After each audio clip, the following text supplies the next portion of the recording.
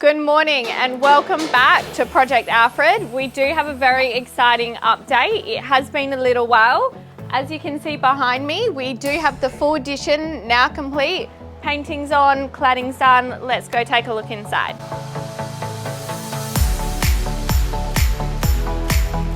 Okay, so moving inside, where we left off here last time, it was only insulation installed in the walls and we were yet to install the internal plasterboard.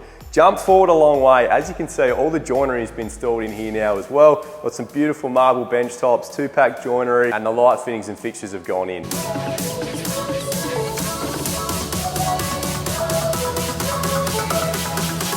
Come through to the ensuite, we have the beautiful floor to ceiling tiles. All joinery is in, all matching seamlessly throughout. We've got all fitting and fixtures fitted now, all supplied by Reese Bathroom Life.